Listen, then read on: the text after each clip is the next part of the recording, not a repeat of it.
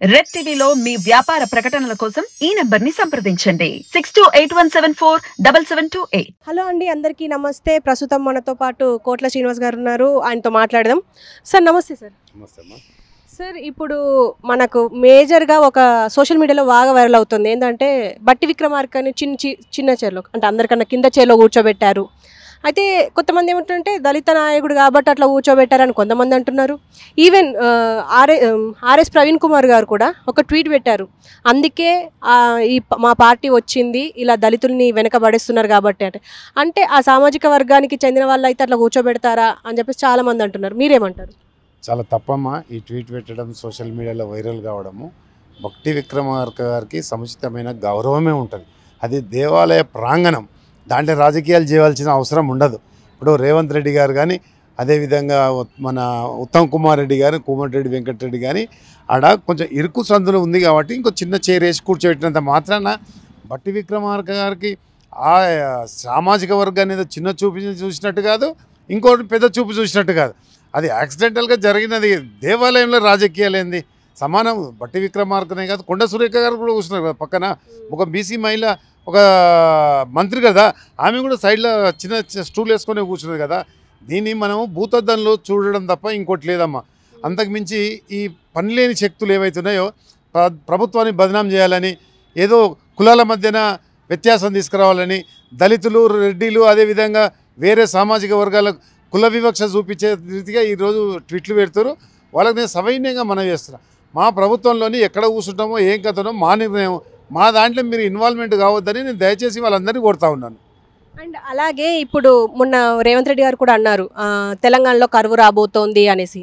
మొదటి నుంచి బీఆర్ఎస్ ప్రభుత్వం అంటే ప్రధాన ప్రతిపక్షం అయినప్పటి నుంచి కరువు వస్తుంది, ఇప్పటికే నీళ్లు లేకుండా ఎండిపోతుంది, చాలామంది నీళ్లు లేవని చెప్పి బాధపడుతున్నారు అని చెప్పేసి అంటున్నారు. దానికి తోడుగా రేవంత్ రెడ్డి గారు అన్న మాట బాగా వైరల్ అవుతుంది. దీనికి వేరేమంటారు?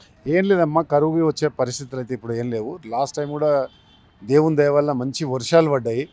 ఇలా జలాశయాలన్నీ కూడా నిండు కుండలాగా ఉన్నాయి కాబట్టి కరువు వచ్చే పరిస్థితి లేదు. ఒకవేళ కరువు వస్తే కూడా, ఒకవేళ అనుకోని పరిస్థితుల్లో కరువు వస్తే కూడా ప్రభుత్వం రేవంత్ రెడ్డి గారి నాయకత్వంలో కరువును ఏ విధంగా ఎదుర్కోవాలి, ప్రజలకు ఏ విధంగా నీళ్లు, అదేవిధంగా వ్యవసాయానికి సాగునీరు, తాగునీరు ఇవ్వడానికి ఒక ప్రత్యేకమైన ప్రణాళికతోని, ఒక దూరదృష్టితోని ఇలా మా మంత్రివర్గం అంతా కూడా పనిచేస్తూ ఉంది. కరువు వచ్చే పరిస్థితి అయితే లేదు, కానీ ఒకవేళ వస్తే కూడా రాష్ట్ర ప్రభుత్వం మాత్రం ఎదుర్కోవడానికి సిద్ధంగా ఉంది. అండ్ ఇప్పుడు 15కి వైఎస్ షర్మిల సభకి అక్కడికి ఏపీకి వెళ్తున్నారు సీఎం రేవంత్ రెడ్డి.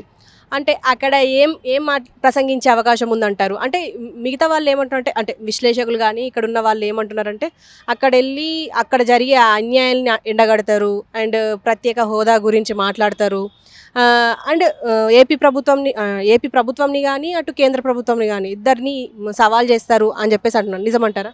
తప్పకుండా అమ్మా.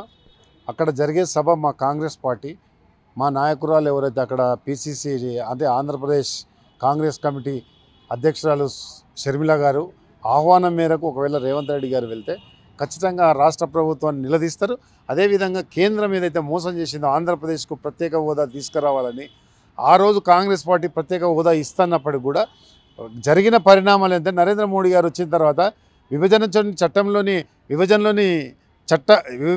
చట్టంలోని హామీలు నెరవేర్చలేదు.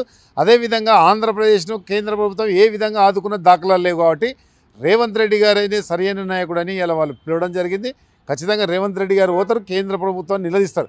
కేంద్ర ప్రభుత్వం నుంచి రావాల్సిన ఉద్యోగాలు ఆంధ్రప్రదేశ్కి ఎందుకు రాలేదు, విభజన చట్టంలోని ఎందుకు ఇవ్వలేదు, అదేవిధంగా కేంద్ర ప్రభుత్వానికి ఒక ప్రత్యేకమైన ఒక ప్యాకేజ్ కూడా ఇవ్వాలని మేము డిమాండ్ చేయడంలో ఎలాంటి అతిశక్తి లేదు. కనుక అక్కడ మా పార్టీ ఉంది కాబట్టి ఇక్కడ మా పార్టీ ఉంది కాబట్టి రెండు సమన్వయంతో ఇలా కేంద్ర రాష్ట్ర ప్రభుత్వాలను ఖచ్చితంగా కడిగి పారేస్తామనలో ఇలాంటి అతిశక్తి. అండ్ రేవంత్ రెడ్డి గారి గురించి కేటీఆర్ మాట్లాడుతూ ఆంధ్రోళ్ళ బూట్లు అంటే ఇక నేను అనలేను సీఎం కాబట్టి, సో ఆ విషయం పైన మీరేమంటారు? అమ్మ, కేటీఆర్ గారికి మతి భ్రమించింది. అధికారం పోయిన తర్వాత వాళ్ళు నిరాశ నిస్పృహలకు పోతున్నారు.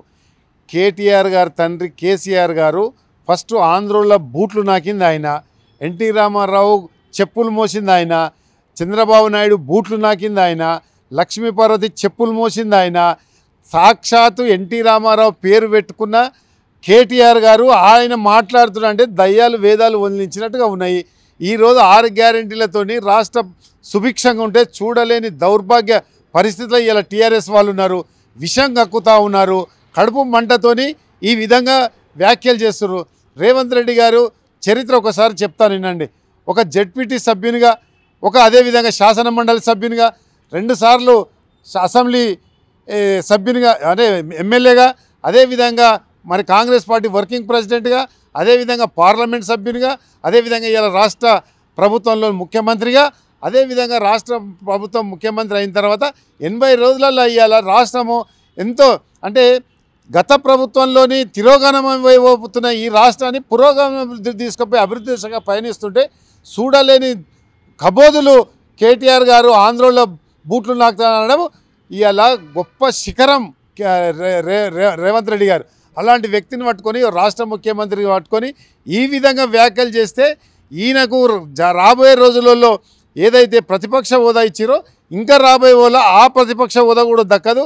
ఇప్పటికే కాంగ్రెస్ పార్టీ కార్యకర్తలు మిలిటెంట్ ఉద్యమాలు, గెరిల్లా ఉద్యమాలు చేయడానికి సిద్ధంగా ఉన్నారు. ఈ విధంగానే కేటీఆర్ గారు ప్రవర్తిస్తే రాబోయే ఎన్నికల్లో ఆ పార్టీని బొంద పెడతారు.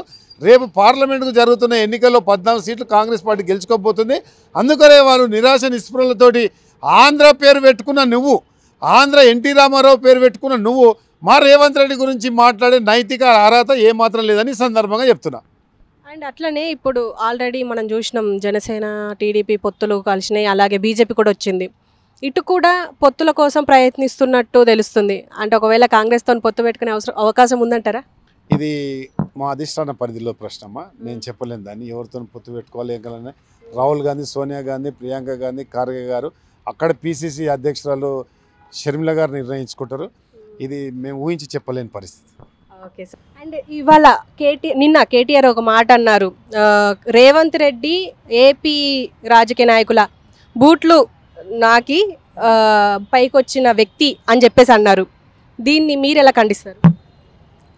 చూడండి, ఎవరు బూట్లు నాకు ఎవడొచ్చినాడో అనేది గతం చూసుకుంటే బాగుంటుందని నేను అనుకుంటాను.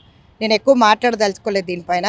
వాళ్ళయ్య ఎవరి బూట్లు నాకు ఎక్కడి నుంచి వచ్చినాడు అనేది దానికి సమాధానం వచ్చిన తర్వాత ఈయన ఎవరి బూట్లు నాకిందనేది మేము సమాధానం చెప్పవచ్చు. అట్లాంటి వాటికి మీకు సమాధానం చెప్పే మాకు టైం లేదు. ఎందుకంటే ప్రభుత్వంలో ఉన్నాం కాబట్టి మాకు చాలా రేవంత్ రెడ్డి గారికి చాలా బాధ్యత ఉన్నది భుజాలపైన. 6 గ్యారెంటీలతో పాటు మహిళా సంక్షేమంతో పాటు ఈరోజు పేద ప్రజలకు ఏ సంక్షేమ పథకాలు తీసుకురావాలి, 6 గ్యారెంటీలు ఏ విధంగా లబ్ధి చేయాలి, లబ్ధి పొందే విధంగా ప్రజల వద్దకు మేము వెళ్ళాలి, ప్రజలకు ఏ విధంగా మేము న్యాయం చేయాలి. 9.5 సంవత్సరాలలో ప్రతి ఒక్కరి జీవితంతో మాట్లాడి 1.5 లక్షల నెత్తికి అప్పు పెట్టేసి ఈరోజు 7,50,000 కోట్ల అప్పులు చేసిన వాళ్ళకి ఈరోజు వాళ్ళ గురించి మాట్లాడుకోవడం నేను వేస్ట్ ఆఫ్ టైం అనుకుంటాను. బికాజ్ ఈ చిల్లర మాటలకు వాళ్ళకి టైం ఉండింటుంది. అపోజిషన్లో కూర్చున్నారు కదా, టైం ఉంటుంది చాలా, కానీ మాకు ఆ టైం లేదు. ఎందుకంటే ఒక అయ్యకు ఒక అబ్బకు పుట్టినట్టయితే గతంలో ఎవడు బూట్లు ఎవడు నాకినాడు అనేది వాళ్ళ గత చరిత్ర చూసుకున్న తర్వాత మా గురించి మాట్లాడితే బాగుంటుంది. సీఎం గారి గురించి మాట్లాడడము, వారి గురించి ఈ విధంగా అంటే ఏమంటారు మైండ్ దొబ్బిందని అనుకుంటాను. ఎవరైతే మాట్లాడుతున్నారో వాళ్ళు ఒకసారి ప్రక్షాళన చేసుకొని ఎవరు ఏ పార్టీల నుంచి వచ్చినారు, ఆంధ్రాలో బూట్లు ఎవరు నాకినారు, ఆంధ్రాలకు కాంట్రాక్ట్లు ఎవరు ఇచ్చినారు, మరి ఆంధ్రాలకు పెద్దపీట వేస్తే ఇప్పుడు కాళేశ్వరం ఎందుకు పర్యవాసింది, ఈరోజు మేడిగడ్డ ఎందుకు కుంగిపోయింది, ఆ ప్రాజెక్టులు అన్నీ కూడా ఏ ఆంధ్రాలకు కట్టి పెట్టినారు అనేది వాళ్ళు తెలుసుకొని మాట్లాడితే బాగుంటుందని నేను అనుకుంటాను. తర్వాత బూట్ల విషయానికి వస్తే